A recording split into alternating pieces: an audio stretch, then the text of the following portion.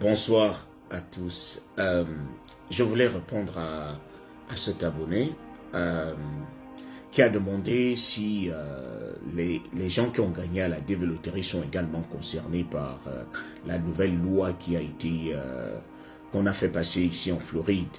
Et ceux qui ont regardé la vidéo que j'ai postée ce matin, je parlais d'une certaine loi qui a été adoptée par le gouverneur de la Floride.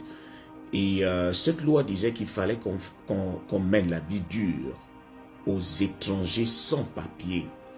Ici, il s'agit de sans papier. Cela ne veut pas dire ceux qui ont des papiers en ordre, ceux qui sont ici de manière légale, vous n'êtes pas concernés. On parle des sans-papiers.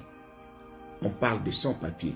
Ils sont très bien au courant qu'il y a de nombreux sans-papiers qui vivent ici et qui travaillent même, qui participent à l'économie de l'État. Mais ce gouverneur a commencé à faire de cela un combat. Donc il est contre la présence illégale des étrangers. Donc ceux qui ont gagné à la dévéloterie, vous n'êtes pas concernés parce que vous aurez vos papiers. Mais il y a des gens aussi qui vivent ici, qui n'ont pas de papier, qui ne sont pas, dont la présence n'est pas légale. Les gens qui sont arrivés et qui ont décidé de rester. Alors, cette loi les concerne. Et j'ai aussi donné quelques précisions. Si vous n'êtes pas au courant de cette loi, vous pouvez vous rapprocher de la première vidéo que j'ai postée ce matin, où je parlais de cette loi. Cette loi va rentrer en vigueur d'ici le 1er juillet. Donc, en juillet, tous les employeurs qui vont embaucher les sans-papiers auront des amendes qui vont jusqu'à 10 000 $ la tête. Et on pourra leur retirer leur licence. Donc, ceux qui sont ici de manière légale ne sont pas concernés.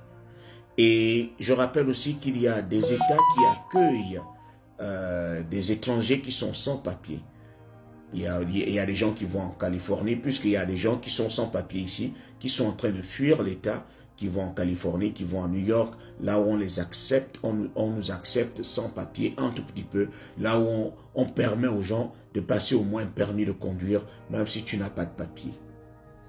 Donc, on jouait aussi avec une technique, c'est-à-dire lorsque tu es résident en Floride, tu peux aller faire ton permis de conduire en Californie et tu viens l'utiliser ici. Ça passait. Mais avec cette nouvelle loi, on n'aura plus cette possibilité.